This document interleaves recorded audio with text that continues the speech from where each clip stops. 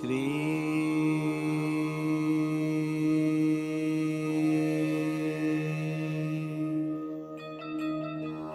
बाबा स्वामी नमो नमः।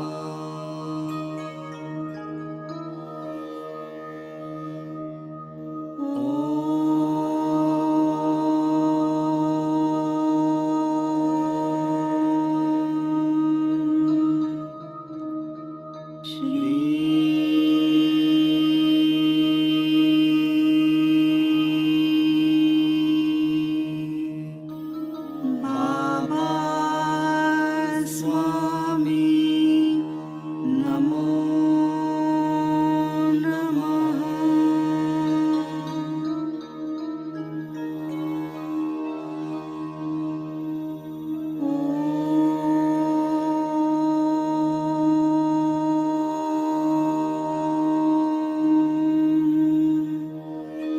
श्री बाबा स्वामी नमो नमः।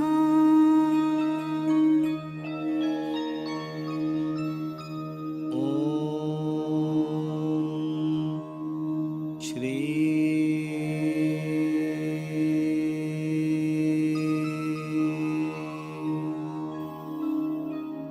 बाबा स्वामी नमो नमः।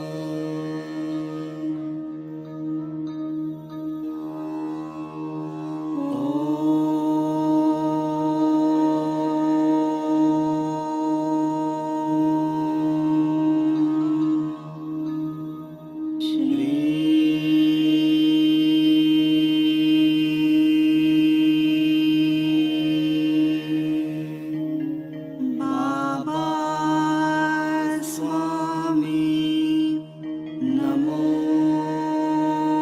नमः।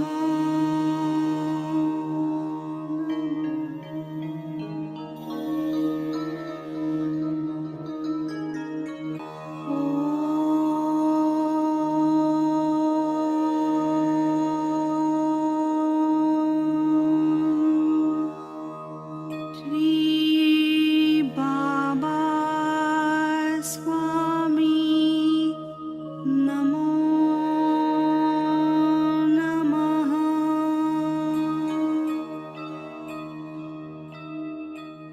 ओम श्री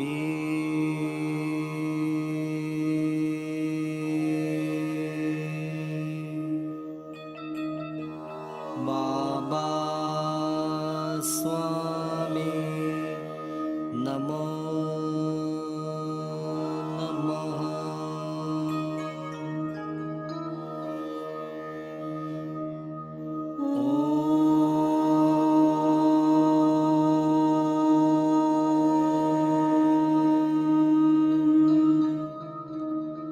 श्री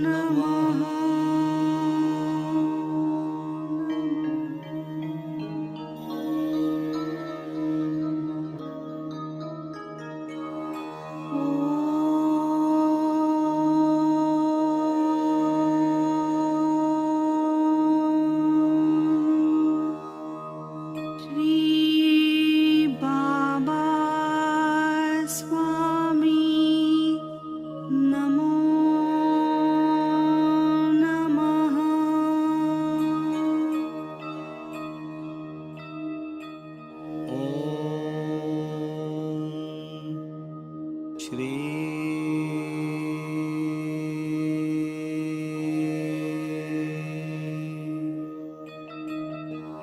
बाबा स्वामी नमो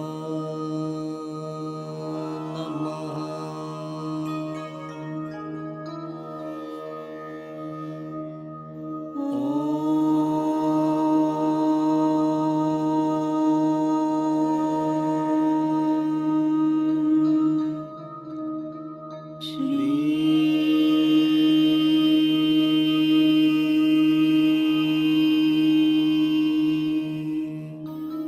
बाबा स्वामी नमो नमः।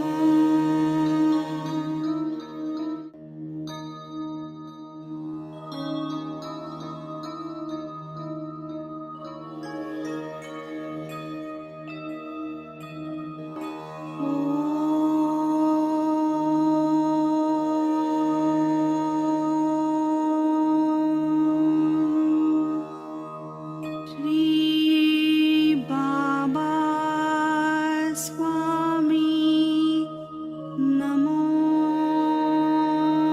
नमः।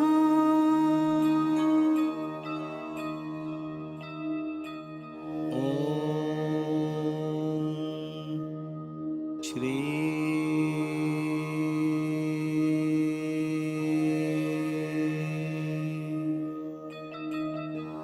बाबा स्वामी नमो नमः।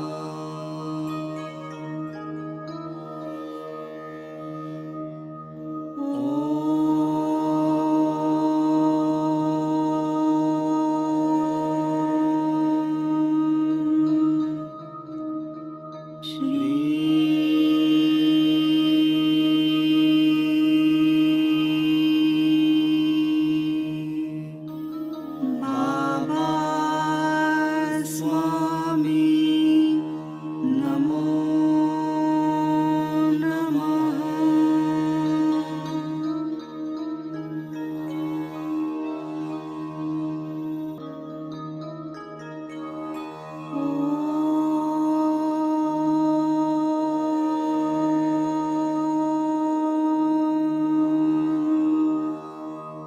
श्री बाबा स्वामी नमो नमः।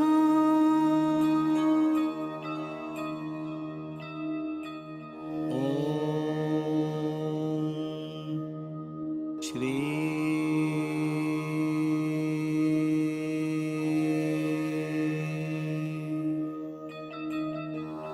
बाबा स्वामी नमो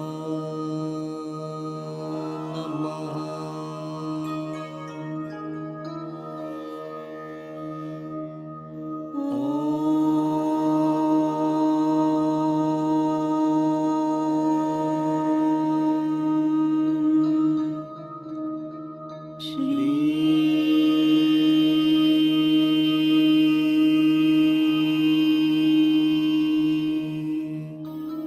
बाबा स्वामी नमो नमः।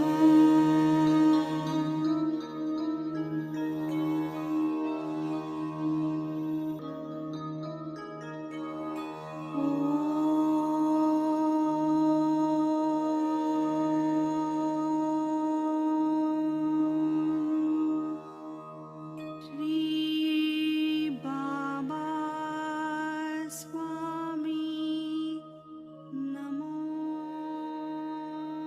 नमः।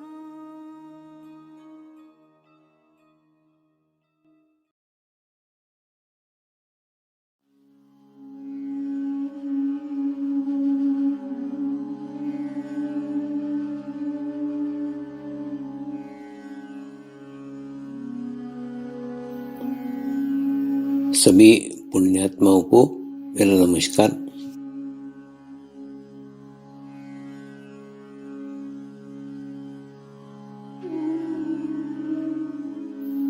गुरुर्ब्रह्मा गुरुर्विष्णू गुरुर्देवो महेश्वरा गुरु साक्षात परब्रह्म तस्मै श्री गुरवे नमः।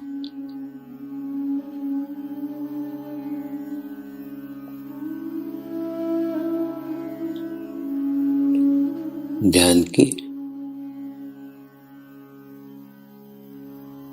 उस स्थिति में जाएंगे जहाँ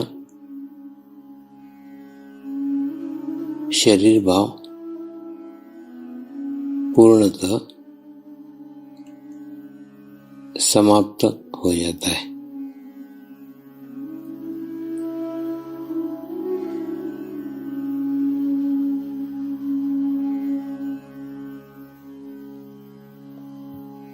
अपने पूरे शरीर को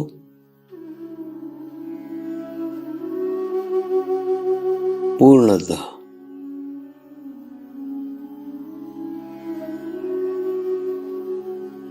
शिथिल छोड़ देंगे, एकदम रिलैक्स हो जाइए।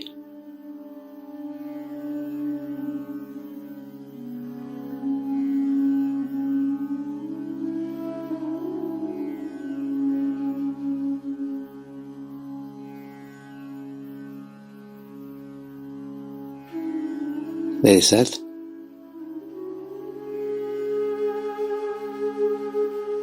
मंत्र का उच्चारण करेंगे।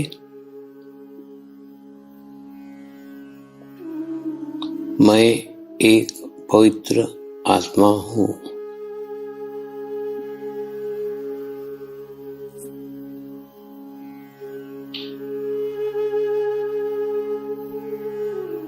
मैं एक शुद्ध आत्मा हूँ।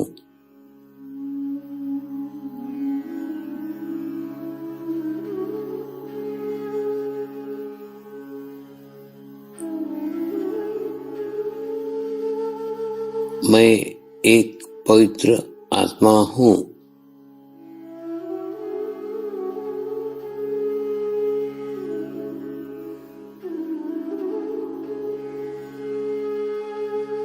मैं एक शुद्ध आत्मा हूँ।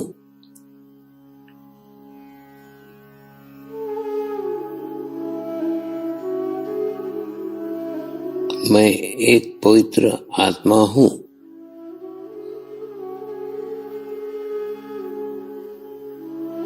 मैं एक शुद्ध आत्मा हूँ।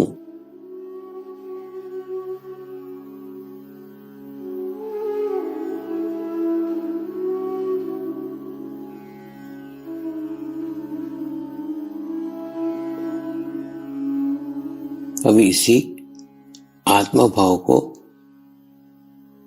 बनाए रखते हुए गुरु मंत्र का उच्चारण करेंगे।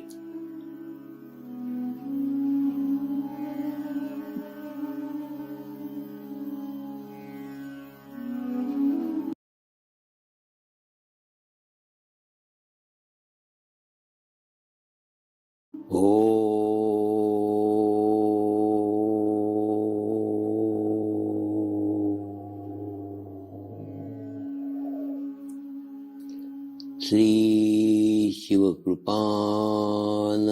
स्वामी नमो नमः।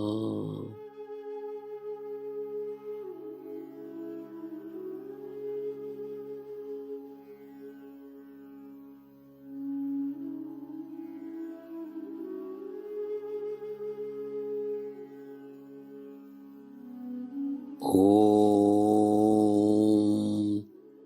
श्री शिवकृपानंद स्वामी नमो नमः।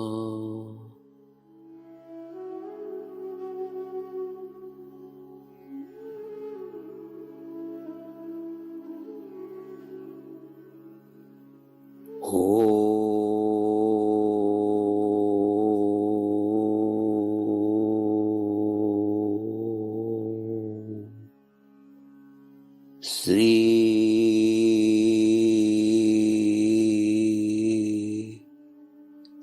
कृपानंद स्वामी नमो नमः।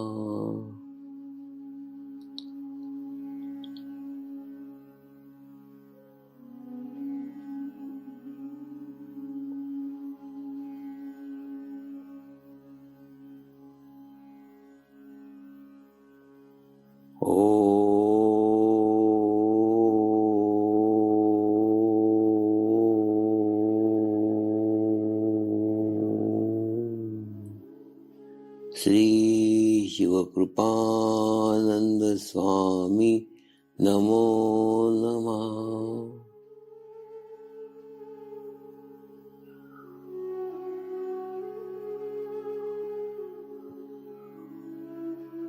ओम श्री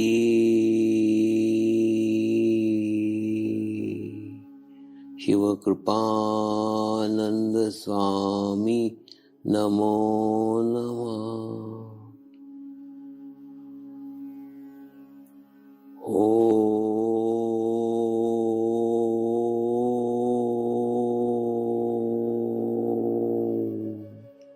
श्री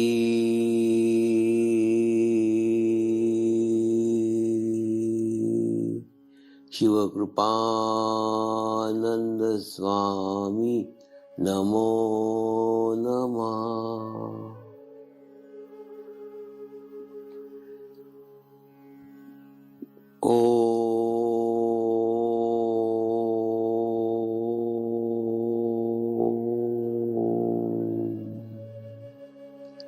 श्री शिवकृपानंद स्वामी नमो नमः।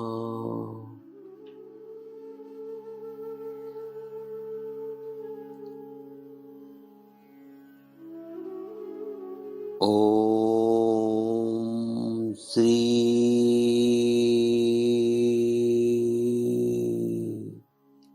शिवकृपानंद स्वामी नमो नमः।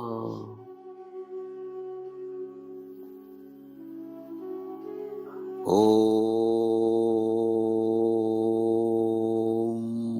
श्री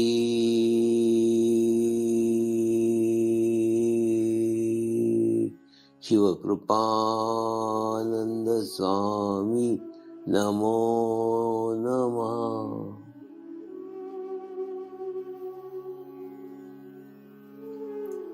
अब आप अपना चित्त सहस्त्रार पे रख के थोड़ी देर के लिए ध्यान में जाएंगे।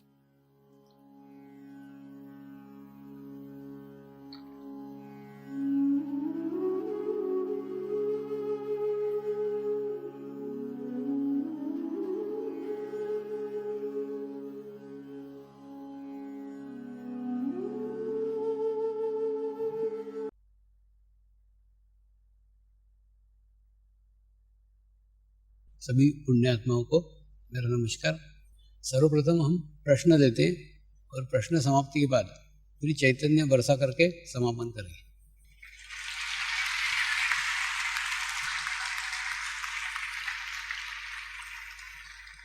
और केवल प्रश्न पूछे, आप लंबे लंबे प्रवचन मत दो, फिर मेरे को ढूंढना पड़ता है उसमें प्रश्न कौन सा है। प्रश्न एक लाइन का या 2 लाइन का होता है बस। जय बाबा स्वामी। गुरुदेव के चरणों में कोटि कोटि वंदन, गुरु माँ को कोटि कोटि वंदन, सभी साधकों को हृदय से जय बाबा स्वामी। स्वामी जी, मेरा प्रश्न ऐसा है, जैसे ऑरा चेक करने के लिए हमारे पास मशीन आई हुई है, वैसे ही मैंने कहीं पढ़ा हुआ था कि ऑरा क्लियर करने के लिए और बैलेंस करने के लिए भी मशीन आई हुई है, तो इसमें कितना सत्य है कि ऐसे हो सकता है? जय बाबा स्वामी। हो सकता है कि नहीं हो सकता वो मैं नहीं बता सकता, क्योंकि उसके ऊपर का मुझे ज्ञान नहीं है, मुझे नॉलेज नहीं है। लेकिन मेरा ये है कि आप कम से कम दूसरी बातों पर डिपेंड रहो, ये मैं नहीं चाहता। मैंने बोला सब चीज़ में स्वावलंबी बनो, तो ओरा क्लियर करने के लिए भी आप दूसरे मशीन पे क्यों डिपेंड होते हो? आप स्वावलंबी बनो ना, अपना ओरा खुद क्लियर करो।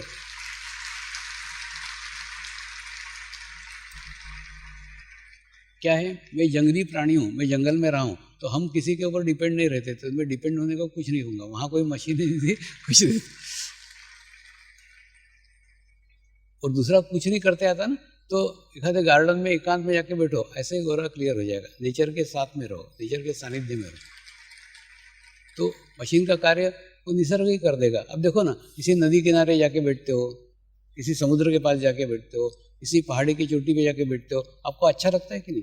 ये समझ लो, जहाँ आपको अच्छा लग रहा है वहाँ धीरे धीरे आपका क्लींजिंग हो रहा है, वहाँ धीरे धीरे अच्छा हो रहा है। और दूसरा, जब आपका ऑरा क्लियर रहता है ना, तब आपको विचार आना बंद हो जाते हैं या कम हो जाते हैं, तो वो भी उसकी पहचान है कि आपके ऑरा का क्लियरेंस हुआ है। तो अब जैसे निसर्ग में जाके बैठे तो भी आप किसी के ऊपर डिपेंड नहीं है, आप आके बैठे निसर्ग में, ऑटोमेटिकली क्लियर हो रहा है। और उससे भी ज़्यादा अच्छा है कि तुम्हारा ऑरा क्लियर ही रखो, तो क्लियर करने जाने की जरूरत ही नहीं रहेगी, ध्यान करो, घर में ऑरा क्लियर हो जाएगा। मैं तुमको ना आसान आसान रास्ते बताता हूँ, तुम ढूंढ के ऐसे कॉम्प्लिकेटेड रास्ते ढूंढते रहते हो, इसकी जरूरत नहीं।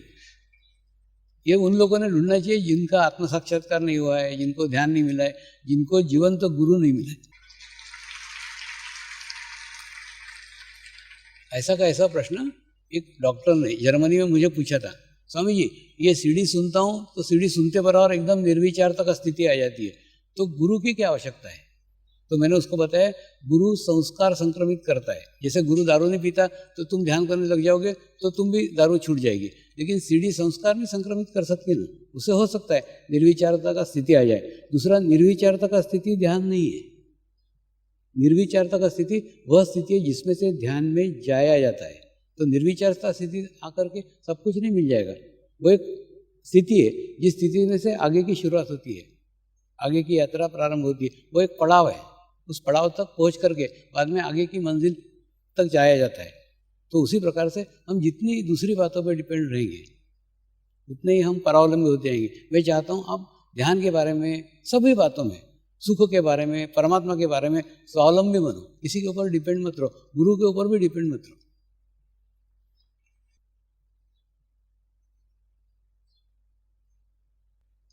गुरुदेव के चरणों में कोटि कोटि वंदन। गुरुदेव, प्रश्न ये है मेरा, और यहाँ बहुत सारे साधक है कि यहाँ जो आते हैं वो उसका एक ही लक्ष्य होता है, आत्मानुभूति और आत्मा साक्षात्कार। आपकी जो बुक छठा पार्ट है उसमें आपने लिखा है कि आत्मानुभूति होना और उसका एहसास होना वो दोनों अलग बात है। तो मैं ये समझना चाहती हूँ कि वो कैसे समझ में आए कि हमको आत्मानुभूति हुई और उसकी क्या कैरेक्टरिस्टिक रहेगी कि हमें पता चले कि अब आत्मा का एहसास हो गया। थियरी मालूम है, पर प्रैक्टिकल में क्या प्रोसेस होती है? नहीं, एक्चुअली क्या है, पहली बात तो सबसे बड़ा एहसास है कि आपको अच्छा लगा। अगर समझ लो आप किसी कार्यक्रम में आते हैं, कार्यक्रम में बैठते हैं, वहाँ जाकर के आपको अच्छा लगा, अच्छा लगना ही सबसे पहली अनुभूति है एक। और दूसरा, यहाँ एहसास का अर्थ दूसरा है।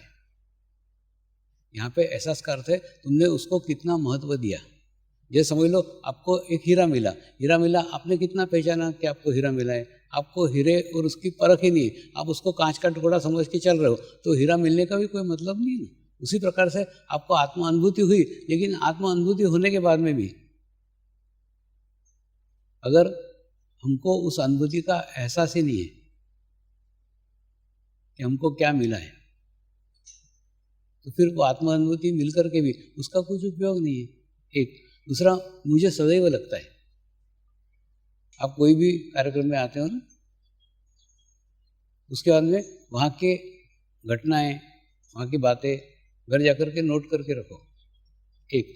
दूसरा, उसको जब भी आप पढ़ोगे ना तो आपको एक अच्छी स्थिति प्राप्त होगी। दूसरा, जब भी किसी बड़े कार्यक्रम में जाते हो, कार्यक्रम के बाद में आपके जीवन में एक सकारात्मक चेंज आता ही है, एक सकारात्मक बदलाव आता ही है। सिर्फ आपको उसका एहसास नहीं होता, आपको पता नहीं चलता।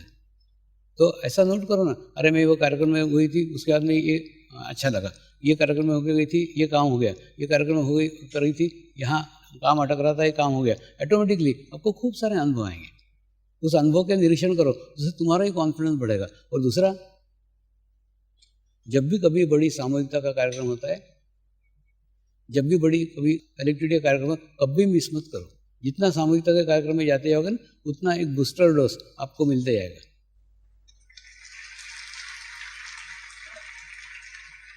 अच्छा होना ये तो मन का विषय है ना, आत्मा का अच्छा होना लगेगा। नहीं, पहले अच्छा होना यही एक फीलिंग है ना, उसके बाद में शरीर को अच्छा लगेगा तो बार बार वहाँ जाने की इच्छा होगी। तो एक्चुअली अगर हम आत्मा के स्तर के ऊपर लेते हैं तो हमको अच्छे ठंडे वाइब्रेशंस महसूस होंगे, लेकिन हम आत्मा के स्तर के ऊपर ही नहीं है, हम शरीर के स्तर के ऊपर है। तो हमको ये अनुभूति तो मैं सर्वसामान्य मनुष्य के लिए बता रहा हूँ, सर्वसामान्य मनुष्य को वहाँ जाकर के अच्छा लगा। मैं आपको एक उदाहरण देता हूँ। गुरु पूर्णिमा के दिन अजमेर के गुरु शक्ति धाम में खूब लंबी बाहर लाइन लगी थी। तो लाइन के अंदर खूब लोग लगे थे, खूब साधक लगे थे। तो सड़क चलते लोग थे जो साधक भी नहीं थे, लेकिन उनको लगा कि यहाँ इतनी लंबी लाइन लगी, क्या है अंदर? कुछ नहीं, गुरु दर्शन करने को जा रहे हैं। तो वो भी उस लाइन के अंदर लग गए। वो लाइन में लगने के बाद में वो भी लाइन से आए, उन्होंने भी अंदर आए, मूर्ति के दर्शन किए। मंगल मूर्ति के दर्शन करने के बाद में उनको खूब अच्छा लगा। वो आजकल रोज दर्शन करने को आ रहे हैं। तो कहने का मतलब अच्छा लगना यह आत्मा की अनुभूति है। और उसके बाद में धीरे धीरे पहले वो शरीर तक पहुँचती है, फिर आत्मा तक पहुँचती है, और धीरे धीरे फिर आत्मा का शरीर पे नियंत्रण हो जाता है। फिर आपकी इच्छा न भी हो तो भी आपके पैर उस मंगल मूर्ति की तरफ उठ जाते हैं और आप दर्शन करने चले जाते हैं। पता नहीं क्या, मैं आया था सब्जी लेने, लेकिन इच्छा हुआ चलो आ रहे हैं बाजार में, चलो दर्शन करके जाएं। तो ये कौन प्रेरित करता है? ये आत्मा प्रेरित करती है, क्योंकि अनुभूति आत्मा को हुई है, उसको अच्छा लगता है। तो धीरे धीरे ये प्रक्रिया है। आप जिस स्तर के ऊपर होंगे, आप शरीर के स्तर के ऊपर हो गए, शरीर की अनुभूति होगी। आत्मा के स्तर के ऊपर हो गए, आत्मा की अनुभूति। अब जिस स्तर पर हो गए आपको उस प्रकार की अनुभूति होगी। तो अनुभूति का सिंपल है, अच्छा लगना ही पहली अनुभूति। गुरुदेव के चरणों में कोटि कोटि वंदन। मेरा प्रश्न ध्यान से संबंधित है। सबसे पहले तो गुरुदेव, आपने कहा कि निर्विचारता की स्थिति के अंदर से ध्यान में जाया जाता है। सबसे पहले तो मुझे वही दुर्लभ लगता है कि आदमी निर्विचारता की स्थिति कैसे प्राप्त करे, क्योंकि कोई न कोई विचार तो सदैव रहता ही है, चाहे अच्छा हो चाहे बुरा हो। और दूसरा इसी से संबंधित है कि जो मैं समझा हूँ ध्यान का महत्व, कि आदमी बॉडी कॉन्शियसनेस से सोल कॉन्शियसनेस की तरफ जाए, ये यात्रा है हमारी। बॉडी के लिए हम कॉन्शियस हैं, आदमी उसी के लिए कॉन्शियस हो सकता है जिसके लिए उसका परिचय हो, मगर और आत्मा के लिए तो कैसे परिचित हो उससे, क्योंकि उसका कोई आकार तो है नहीं। विचार भी अगर हमारे लाए आत्मा का, तो विचार भी आकृतियों के रूप में प्रवाहित होते हैं मनुष्य के मस्तिष्क में। कोई भी विचार शब्दों में तो होता नहीं है। तो हम कैसे सोल कॉन्शियसनेस बने, या ध्यान के लिए कैसे प्रेरित हों, या ध्यान के लिए जब बैठे हैं तो हम केवल खाली बैठ जाएं और कुछ भी न करें तो कैसे होगा? आपने इसके लिए क्या प्रयास किए?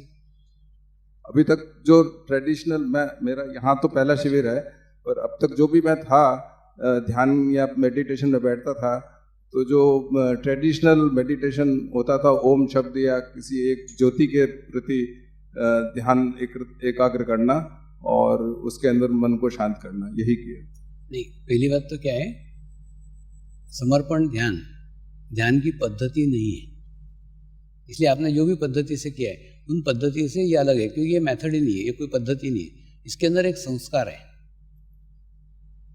गुरुओं ने अपनी ध्यान साधना से प्राप्त एक संस्कार को मेरे भीतर संक्रमित किया, और संक्रमित करके उसको सभी को संक्रमित करने के लिए अधिकृत किया।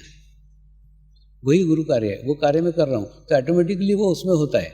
आप एक काम करो, रोज सवेरे सूर्योदय होता है ना, उसके 15 मिनट पहले और 15 मिनट बाद, ऐसा आधा घंटा कुछ नहीं, शांत चित्त होकर बैठ जाओ, और मैं एक पवित्र आत्मा हूँ, मैं एक शुद्ध आत्मा हूँ, सिर्फ इसका जाप करो आधा घंटा। और उसके बाद में 45 दिन बाद करके मेरे को बताओ कि क्या चेंज आया, क्या बदलाव है। बहुत बहुत कृपा स्वामी। क्या होता है, ये लिखने को कितना सिंपल लग रहा है, मैं एक पवित्र आत्मा हूँ, मैं एक शुद्ध आत्मा हूँ। पहली बात तो ध्यान रखना, मोबाइल मार्केट में वही चलता है जो इजी ऑपरेटिंग है। जो कॉम्प्लिकेटेड मोबाइल है वो चलते नहीं है। तो उसी प्रकार से ये एकदम सिंपल मंत्र है, ये दुनिया में चल रहा है। क्योंकि क्या, कोई इसके बीच में धर्म आड़े नहीं आ रहा है, जाति आड़े नहीं आ रही है, देश आड़े नहीं आ रहा है, कोई भी बोलने को तैयार है उसको। कोई उसके अंदर क्या बोलते हैं ना, किसी भी धर्म विशेष के शब्द नहीं है एक, और दूसरा ये मंत्र भी नहीं है।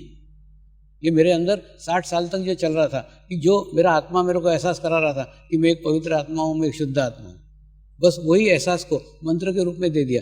तो ये सामान्य शब्द नहीं है, इसके पीछे मेरी 60 साल की साधना है एक। दूसरा, इसके साथ में लाखों पवित्र और शुद्ध आत्माएं जुड़ी हुई है, उसके कारण उसका प्रभाव, उसका इफेक्ट 45 दिन में बराबर आपके ऊपर हो जाएगा। और दूसरा, आपको प्रैक्टिकल करके देखो, चलो करके देखते क्या बिगड़ता है, ऐसे करके देखा ना तो भी आपको आपका उत्तर मिल जाएगा। एक सिंपल बताऊं क्या, ध्यान व्यान खूब दूर की बात है, तुम 30 मिनट स्थिर बैठना ही सीख लो ना पहले। नहीं, सच्ची बता रहा हूं, तुम 30 मिनट भी शांति से बैठते नहीं हो, कभी खांसोगे, कभी गैस पास करोगे, कभी छींकोगे, कुछ तो भी करोगे। शांत आप देखो 30 मिनट निकलते कि एक बार घड़ी लगा के देखो कि तुम्हारी गैस नहीं निकलना चाहिए, तुम्हारा छींक नहीं निकलना चाहिए, तुम्हारा खांसी नहीं निकलना चाहिए, और 30 मिनट शांति से बैठे। ऐसे बैठते हो क्या? नहीं, इसका अभ्यास करो, इसीलिए मैं बता रहा हूँ। और दूसरा, कितना मैंने सिंपल तरीके से समझाया कि तुम तुम्हारे जीवन के 30 मिनट मुझे दान करो। देखो, दान शब्द इसलिए वापरा है, जो चीज़ हम दान करते हैं उसके ऊपर हमारा अधिकार नहीं रहता। जैसे आपने 100 रुपये कहीं दान किए, दान करने वाले वो आपके पास से चले गए, उसके ऊपर आपका कोई अधिकार नहीं है। हाँ, तो उसके बाद में फिर तुम उसके ऊपर अधिकार नहीं जाते थे। उसी प्रकार से करो ना, कल से प्रयोग करो कि मैंने स्वामी जी को मेरे जीवन का 30 मिनट दान दे दिया। दान दे दिया मतलब कल से तुम्हारा लाइफ केवल 23.5 घंटे का है, 24 घंटे तुम्हारे जीवन में है ही नहीं। तो जब समझ लो 6 से 6:30 तुम बैठे आधा घंटा, आधा घंटा बैठे, उसके अंदर तुमको कितने भी काम आए, कितने भी, कुछ भी नहीं, आधा घंटा। और दूसरा, फिर रिपीट कर रहा हूँ, अपेक्षा रहित होकर के करो, कोई अपेक्षा नहीं। आधा घंटा मैं स्वामी जी के नाम पे बैठूंगी या बैठूंगा बस, चाहे ध्यान लगे नहीं लगे, वो आपका क्षेत्र ही नहीं। आप क्या करते हो, उस क्षेत्र से अपेक्षा करने लग जाते हो जो आपका नहीं है। तो ध्यान के आपके बाप का नौकर है, जो आप ऑर्डर दोगे और लग जाएगा? अरे बाबा, उसके लिए समर्पित होना पड़ता है। इसलिए कुछ नहीं, ध्यान लगे नहीं कुछ, एक आधा घंटा बैठे रहो ना, सिर्फ रोज नियम से आधा घंटा बैठना, ये प्रैक्टिस करो। धीरे धीरे सब क्रियाएं हो जाएगी, सब हो जाएगा। आप क्या करते हो, करते धरते हो कुछ नहीं, तो दुनिया भर के प्रश्न पूछते हो। नहीं, सच्ची बता रहा हूँ, जिसको अनुभूति और उसको प्रश्न ही नहीं रहते हैं। तो प्रैक्टिस करो ना। और दूसरा, थोड़ा अभ्यास करो, अभ्यास करके, अनुभव लेकर के, प्रैक्टिस करके फिर प्रश्न पूछो ना, तो उसमें क्या दिक्कत आ रही है, क्या प्रॉब्लम आ रही है। और दूसरा, फिर बार बार रिपीट करता हूँ, जब भी कभी जीवंत गुरु का सानिध्य मिले, उस सानिध्य को अंतर्मुखी होने के लिए इस्तेमाल करो। अंतर्मुखी होना है, अभी जैसे मैं आपके सामने बैठा हूँ, मैं आपको दिखना नहीं चाहिए, आपका सारा ध्यान आपके भीतर के एनर्जी के ऊपर होना चाहिए। मेरे कौन से हाथ में वाइब्रेशंस आ रहे हैं, मेरे कौन से उंगलियों में आ रहे हैं, मेरे कौन से उंगलियों में नहीं आ रहे हैं, मेरे कौन से चक्र पे पकड़ हो रही है, कौन से चक्र पे एनर्जी फील हो रही है, ये एनर्जी कहाँ तक पहुँच रही है, ये एनर्जी कहाँ तक जा रही है, कौन से नाड़ियों में कौन सा स्पंदन हो रहा है, कौन से नाड़ी पे क्या स्पंदन फील हो रहा है। सारा ध्यान अंतर्मुखी करो। यह अंतर्मुखी होने का अभ्यास है। गुरु सानिध्य बड़ा दुर्लभ है, कब मिलेगा और कब खत्म हो जाएगा पता नहीं चलेगा। तो जब भी मिलता है ना, प्रत्येक क्षण को उसका उपयोग करो। मेरे को सिर्फ 3 दिन मिला था, 3 दिन का आज इतने जीवन भर उपयोग कर रहा हूँ, तो उसका उपयोग करो ना। और अंतर्मुखी होने के लिए करो। और अंतर्मुखी यानी अब इसी क्षण आपको आपके दोष नजर आ जाए तो अंतर्मुखी हो गए। तो अंतर्मुखी होने की प्रैक्टिस करो। और दूसरा, सामूहिकता कभी मत छोड़ो। सामूहिकता का एक बहुत बड़ा अवसर आपको 10 दिसंबर को मिलने वाला है। राजकोट के आश्रम में एक दर्शन शिविर हो रहा है, अभी से अपनी जुगाड़ करके रखो उसके लिए। तो कहने का मतलब क्या है, जब भी सामूहिकता मिले, जब भी कलेक्टिविटी मिले, उसका अवसर कभी मत छोड़ो। वहाँ पे एक रिट्रीट हो रही है 9 तारीख से लेकर 16 तारीख तक। तो मैं वहाँ पे हुई, वहाँ के लोगों का रिक्वेस्ट आया कि आप यहाँ हो ही तो एक दर्शन शिविर ले लो। तो आश्रम में 10 तारीख को दर्शन शिविर होने वाला है। नेक्स्ट। श्री गुरु शक्ति, गुरु माँ और गुरु जी के चरणों में कोटि कोटि प्रणाम। गुरु जी, प्रकृति में 3 लिंग है, स्त्रीलिंग, पुल्लिंग और थर्ड जेंडर। तो स्त्री पुरुष का तो ठीक है कि वो संसार आगे बढ़ाते हैं, मगर आत्मा तीसरी योनि में जन्म क्यों लेती है? और दूसरा कि मनुष्यों में इस समाज को इतना अलग कर दिया है कि मैंने आज तक कोई भी धर्मगुरु, संत महात्मा को आध्यात्मिक क्षेत्र में उन लोगों का हाथ पकड़ते नहीं देखा है। तो प्रार्थना है कि उनके लिए हमारा समर्पण खुल जाए और हम भी उनको अपनाए। कृपादर्शी उन पे भी पड़े। अगर आपको अभी भी शंका है, इसका मतलब समर्पण आपके अभी भी समझ में नहीं है। समर्पण का रास्ता, समर्पण का संस्कार प्रत्येक उस मनुष्य के लिए खुला है जो लेने को तैयार है, जो ग्रहण करने को तैयार है। यहाँ पे मैंने आज भी बताया था सुबह कि देश का, भाषा का, लिंग का, धर्म का, इसमें कोई सीमा नहीं है, कोई भेदभाव नहीं है। जो भी अपनाना चाहे, जो भी ग्रहण करना चाहे, वो ग्रहण कर सकता है, लेकिन वो सामूहिकता में आके ग्रहण करे, कलेक्टिविटी में आके ग्रहण करे। उनकी सामूहिकता में शिविर मत करो। ये एक प्रपोजल आया था कि उनके लिए शिविर करें क्या, डायबिटीज के लोगों के लिए अलग शिविर क्या, नहीं।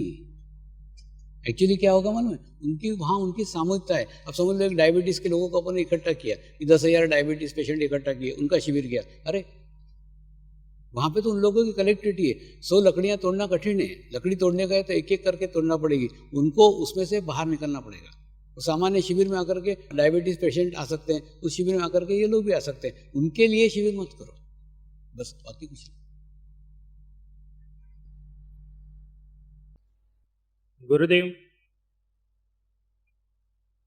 ये सृष्टि में जितने भी जीव है वो सब जीवों का अंतिम लक्ष्य मोक्ष है, यानी कि एक न एक जन्म में उनको परमात्मा में विलीन होना ही है। तो फिर ये सृष्टि का सर्जन क्यों? क्या मालूम बाबा, मेरे को नहीं मिला अभी।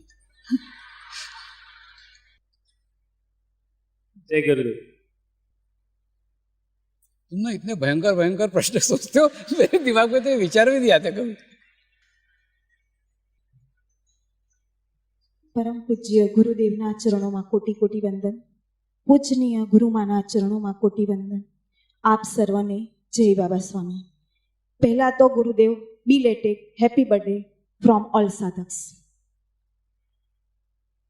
मेरा प्रश्न ये है कि जब जब हम शिविर करते हैं तब हमारे 1-2 साधिका का शिविर के टाइम पे ऐसा होता है कि कुछ सर्प की तरह रेंगते हुए आती है, उसको मतलब गुरु मंत्र जब होता है तब उसके शरीर में ऐसी कुछ प्रक्रिया होती है, वो हर बार ऐसा होता है।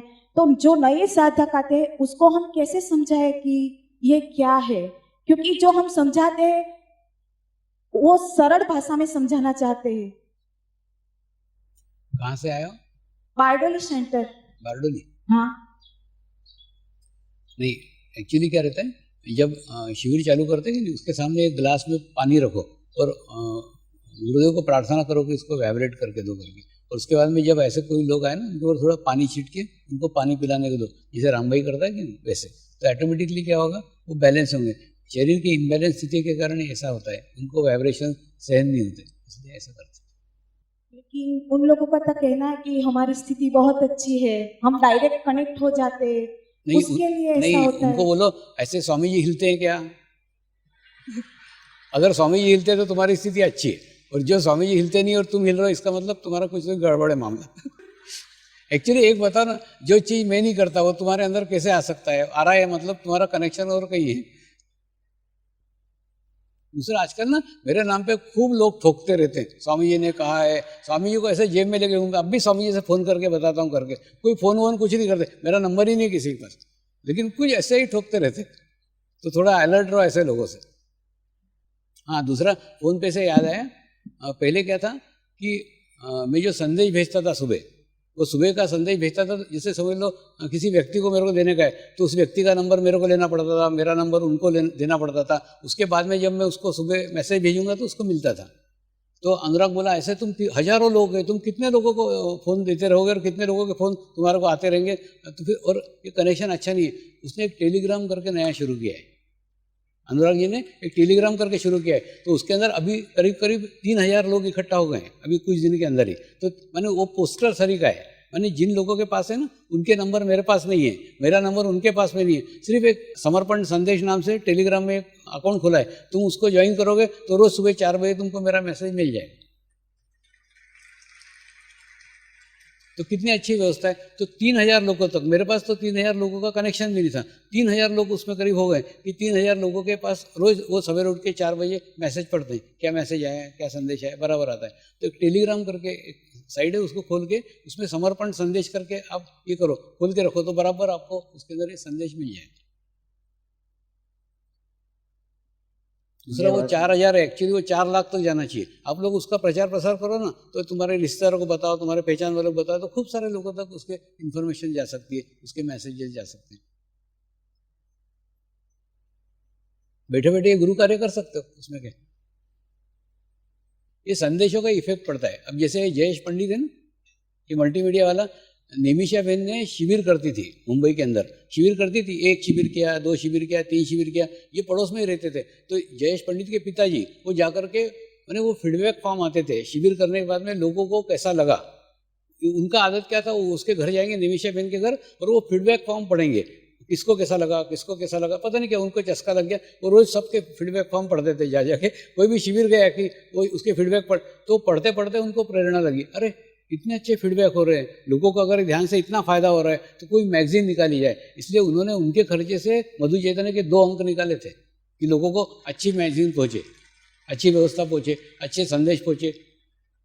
तो उसी प्रकार से ये प्रकार किया ना टेलीग्राम का। आप ये टेलीग्राम का प्रचार प्रसार करो तो खूब सारे लोगों तक, देखो वो पढ़ेंगे, बाद में तुम्हारी उनको जरूरत भी नहीं लगी, वो संदेश से धीरे धीरे क्लियर हो जाएगी। तो बहुत सारे मैसेजेस उन तक पहुँचते हैं। तो ये प्रचार का खूब अच्छा साधन है। मेरी इच्छा है वो 4,000 नहीं 4 लाख तक जाना चाहिए। वो हिंदी में भी जाता है, इंग्लिश में भी जाता है, दोनों भाषाओं में जाता है, उसका ट्रांसलेशन हो गया, इंग्लिश में भी जाता है, दोनों में भी है। और दूसरा ये बुढ़ापे के अंदर भी मैं मीडिया के साथ कनेक्टेड हूँ। जैसे यंगस्टर चलते हैं वैसे उनके साथ साथ चल रहा हूँ। तो मैं सीखता हूँ, तुम नहीं सीख सकते, खोलो अपने इसके अंदर एक अकाउंट।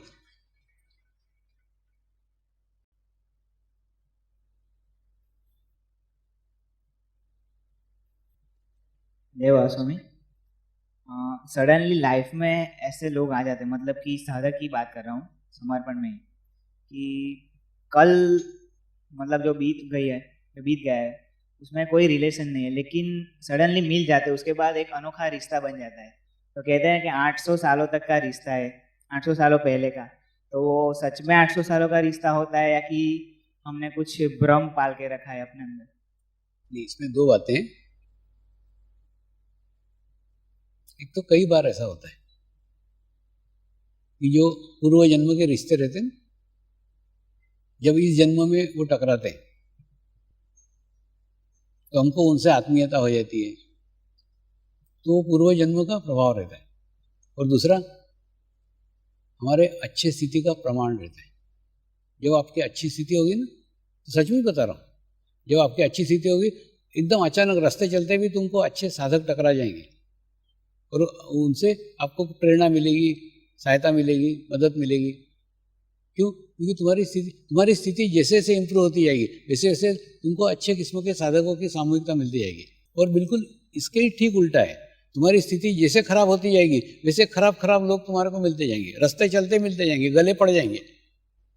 तो इसीलिए मैं कहता हूँ कि समर्पण परिवार में अच्छे भी साधक हैं, बुरे भी साधक हैं, लेकिन मेरी स्थिति गंगा नदी जैसी है। तो गंगा नदी का है कि नहीं, उसके पास अच्छे भी घाट हैं, बुरे भी घाट हैं। तो वो गंगा नदी अपने को क्या बोले, मैं बुरी हूँ, बुरी भी नहीं बोल सकती क्योंकि अच्छे घाट है, मैं अच्छी हूँ ये भी नहीं बोल सकती क्योंकि बुरे भी घाट है। तो उसी प्रकार से मैं नहीं कह सकता कि मैं अच्छा हूँ या मैं बुरा हूँ, या समर्पण परिवार अच्छा है, समर्पण परिवार बुरा है, क्योंकि मेरे पास चॉइस ही नहीं है। मुझे, जैसे हम देखते हैं कि नहीं, समुद्र के अंदर अच्छी नदियाँ भी, पवित्र नदियाँ भी आके मिलती है, समुद्र के अंदर गंदे नाले वो भी आकर के मिलते हैं। समुद्र बेचारा किसी को भी रोक नहीं सकता कि इसने आना चाहिए, इसने नहीं, उसके पास चॉइस ही नहीं है, उसके दरवाजे सबके लिए खुले हुए हैं। ठीक उसी प्रकार से मेरे भी दरवाजे सबके लिए खुले हुए हैं, अच्छे भी लोग आ सकते हैं, बुरे भी लोग आ सकते हैं, कोई भी आ सकता है, जो भी आना चाहे, किसी के लिए बंदी नहीं है। लेकिन प्रश्न है तुमको चुनने का है ना, तुम्हारे पास चुनाव है कि अच्छे, जैसे आप गंगा नदी पे नहाने गए तो अच्छा घाट देख करके नहाते हो कि नहीं, अरे यहाँ का पानी अच्छा साफ है, यहाँ पे बहुत कम लोग हैं, यहाँ पानी ज़्यादा डीप नहीं है, ये सब देख करके फिर नहाने के लिए जाते हो। ठीक उसी प्रकार से आप भी अच्छे लोगों की संगत करो ना, आपके पास चॉइस है, आप अच्छे लोगों के सानिध्य में जा सकते हो, अच्छे लोगों की संगत कर सकते हो, लेकिन ये चॉइस मेरे पास नहीं है। मुझे तो सबको स्वीकार करना पड़ेगा। जैसे एक बार झोली हाथ में ली ना, तो जो सामने वाला डाले सब ग्रहण करना पड़ता है, वो अच्छा डाले तो भी लेना पड़ता है, बुरा डाले तो भी लेना पड़ता है। उसी प्रकार से मेरे पास चॉइस नहीं, आपके पास चॉइस है। आप अच्छे लोगों का सानिध्य करो, अच्छे लोगों करो, और अच्छे लोगों तक पहुंचने के लिए अच्छी स्थिति बनाओ। अगर तुम्हारे पास बुरे बुरे लोग आकर के तुमको चिपक रहे हैं, बुरे बुरे लोग आके तुमको कुछ बता रहे हैं तो समझ लो हम ही बुरे हैं। हम देखते कि नहीं, घर के कमरे के अंदर जिस कमरे के कोने में कचरा पड़ा रहता है, पूरे रूम का कचरा जाकर के वहाँ इकट्ठा हो जाता है। ठीक उसी प्रकार से अगर आप कचरे हैं तो आपके पास में सब समर्पण का कचरा आके इकट्ठा होगा। तो अलर्ट हो जाओ कि अरे अपने अंदर खूब कचरा इकट्ठा हो रहा है, इसीलिए समर्पण के सारे कचरे आके मेरे पास इकट्ठा हो रहे हैं। तो ऐसा अपना अपना आत्म परीक्षण करो, मेरे को अच्छे साधक मिल रहे हैं कि मेरे को खराब साधक मिल रहे हैं। जो भी मिल रहे हैं वो तुम्हारे चेहरे का प्रतिबिंब है। तुम्हारी अच्छी स्थिति है, अच्छे साधक मिलेंगे, तुम्हारी बुरी स्थिति है, तुमको बुरे साधक मिलेंगे। उसमें मेरा कोई रोल नहीं है। और एक रिक्वेस्ट है गुरु माँ से, मतलब चल सकता है कि नहीं चल सकता वो पूछ रहा हूँ कि आश्रम में अगर जाते हैं तो ज़्यादातर यंगस्टर जो हम होते हैं, मतलब कि मेरे फ्रेंड्स, मतलब कोई भी किसी के भी फ्रेंड्स होते हैं तो नॉन साधक होते हैं, तो उनको लेके जा सकते हैं स्टे करने के लिए। और मेरा ये सजेशन है कि अगर उनको स्टे करने की परमिशन देते हैं तो जो फॉर्म फिलअप करते हैं तो उधर एक बॉक्स जैसा बना के कितने नॉन साधक आते हैं आपके साथ, तो वो साधक की रिस्पॉन्सिबिलिटी रहेगी कि वो नॉन साधक को अच्छी तरीके से घुमाए। क्योंकि मोस्ट ऑफ इवनिंग का टाइम जो होता है आश्रम में वो अच्छा लगता है मुझे, तो क्लाइमेट जो भी होता है वो अच्छा, लेकिन क्योंकि एक दिन में आते हैं तो सिर्फ ओनली 4-5 घंटे ही हम आश्रम में बिता पाते हैं, तो उनको भी मजा नहीं आता, हमको भी। जय भव स्वामी। टेक्निकली तो आप ला सकते हो कि नहीं वो मुझे भी पूछना पड़ेगा, क्योंकि ये ना अकेला डिसीजन मैं नहीं लेती हूँ, स्वामी जी भी साथ में होते हैं और कमेटी भी साथ में होती है। क्योंकि ना उन्हें क्या परेशानियां झेलनी पड़ती ये वही जानते हैं, जो यहाँ के सेवाधारी होते हैं, जो मैनेजर होता है, हम उससे भी पूछते हैं कि बेटा क्या प्रॉब्लम आती है।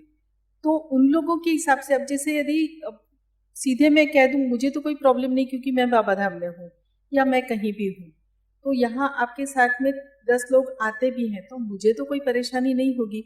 लेकिन उसमें से किसी एक ने भी न्यूसेंस क्रिएट किया ना, तो आपने लाख उसका अंडरटेकिंग दे दिया, लेकिन कोई दुर्घटना कुछ भी बुरा हो जाने के बाद में क्या, व्हाट नेक्स्ट? क्योंकि ये सारी चीजें ही फिर बाद में मीडिया में आती हैं, बदनामी होती है। लेकिन मैं फिर भी कहूँ ठीक है, नॉन साधक को आप लेकर के आओ और आप शाम तक रुकना चाहते हो तो रुको ना, शाम तक रुको।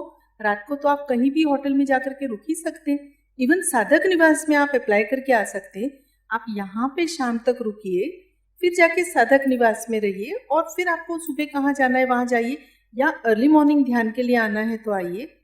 तो सुबह और शाम दोनों आपको मिल सकता है, तो उसके लिए ये बिल्कुल ज़रूरी नहीं है कि आप आश्रम में ही रहो। रात को सोने के लिए आप साधक निवास में भी सोते हो तो सो सकते हो ना, क्यों नहीं, है ना? तो वहाँ भी सारी व्यवस्था है। फिर भी एक बार कमेटी से बात करके और मैनेजर से बात करके जो भी होगा वैसे आपको सर्कुलर मिल जाएगा।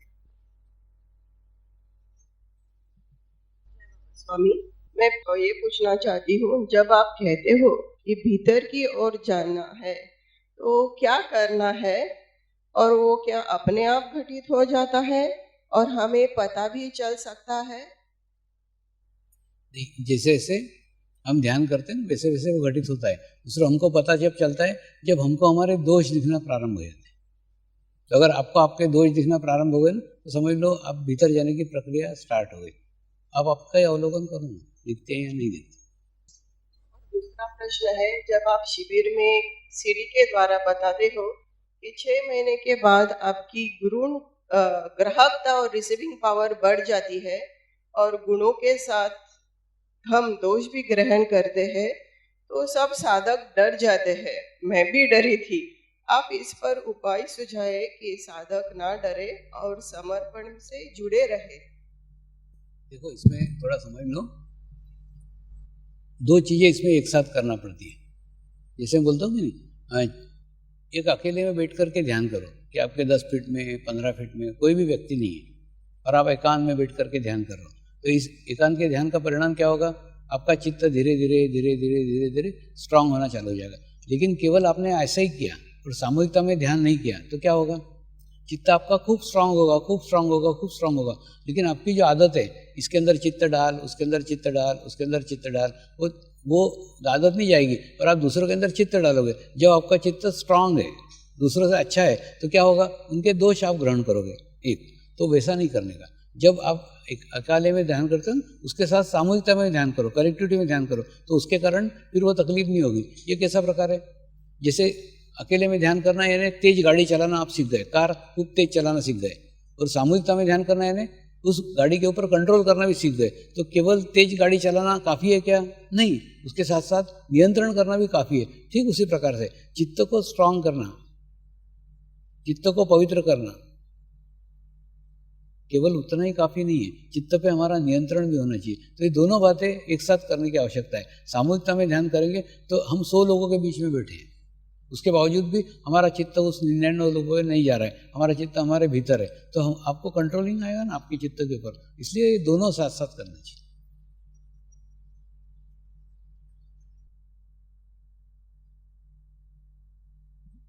परम पूज्य गुरुदेव के चरणों में, परम पूज्य गुरु माँ के चरणों में एवं सभी गुरु शक्तियों के चरणों में कोटि कोटि वंदन। गुरुदेव, मेरे प्रश्न मुझे जो अनुभूति आई है उसके हिसाब से है। सबसे पहला, मुझे जब मैंने अलग अलग गुरु शक्ति धाम के दर्शन किए तो यहाँ पर जो मार्बल की मंगल मूर्ति रखी हुई है उसमें ऐसा दृष्टांत हुआ कि वो साक्षात श्री ब्रह्मा की मूर्ति है। उसके साथ दूसरी जो मूर्ति रखी हुई थी उसमें श्री गजानन महाराज और लहेरी महाशय के दर्शन हुए। कच्छ की मूर्ति में साईं बाबा के दर्शन हुए, और ये सभी मंगल मूर्तियाँ आपकी होने के बावजूद भी आपकी नहीं लगी। तो इन मंगल मूर्तियों का क्या रहस्य है? दूसरी अनुभूति, गुरुदेव ध्यान में कई बार महाअवतारी बाबा जी के दर्शन हुए। महाअवतारी बाबा जी कौन है ये मैं नहीं जानता, और ध्यान में इनके दृष्टांत से या दर्शन से क्या संकेत है ये जानना चाहता हूँ। और तीसरा प्रश्न ये है गुरुदेव, मरो है जोगी मरो, मरो मरण है मीठा, तिस मरनी मरो जिस मरनी गोरख मर दीठा। इसमें गोरखनाथ किस मृत्यु की बात कर रहे हैं और ऐसी मृत्यु मेरी कब घटित होगी? जी मैं उसमें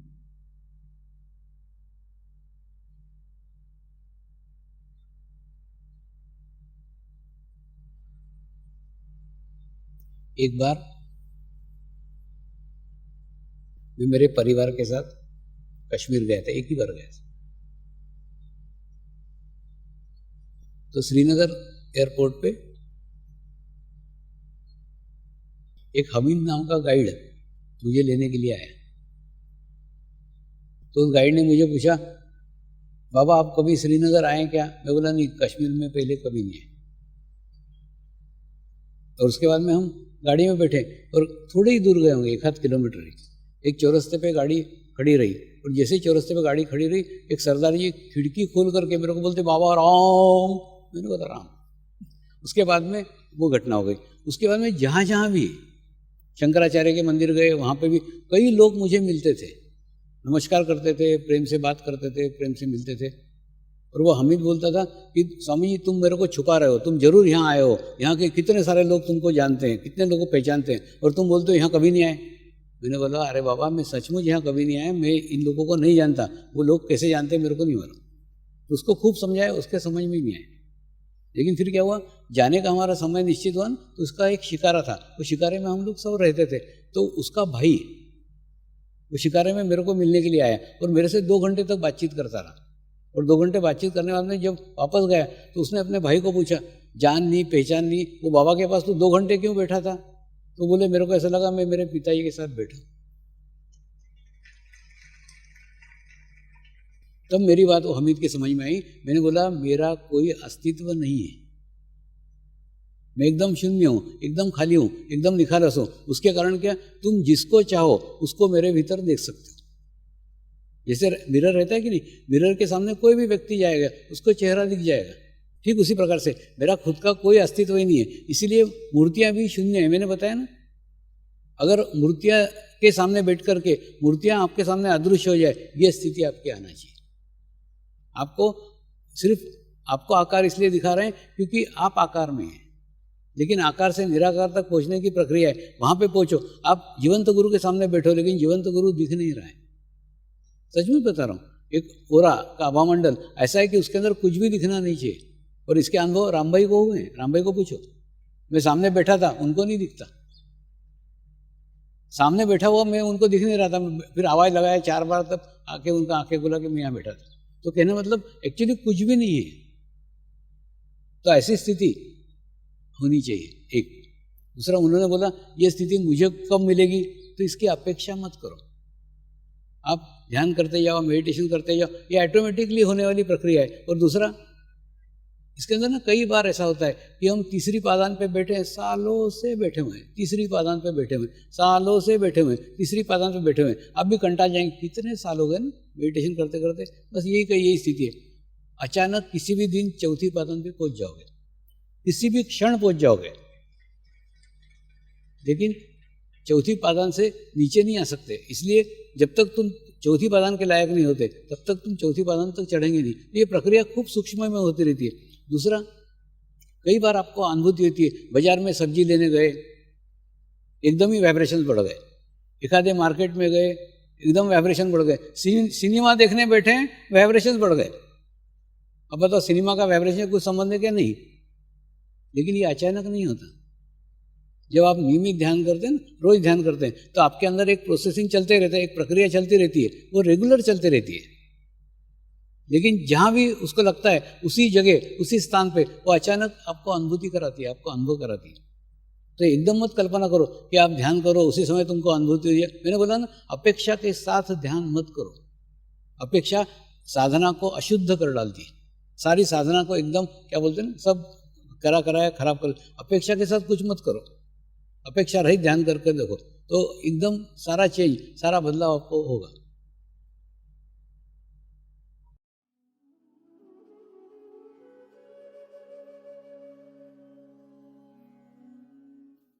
अब हम प्रार्थना करेंगे सभी आत्माओं की आत्म उन्नति हो, आध्यात्मिक प्रगति हो। यही हमारी प्रभु से प्रार्थना है। नमस्कार। जय आत्मेश्वर।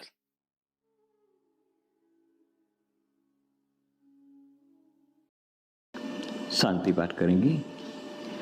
ओम द्योः शांति अंतरिक्षगम शांति पृथ्वी शांति रापः शांतिरौषधयः शांति वनस्पतयः शांति विश्वे देवाः शांति ब्रह्म शांति सर्वगं शांति शांतिरेव शांति क्षमा शांतिरेधि। ओम शांति शांति शांति सर्वारिष्ट सुशांतिर्भवतु।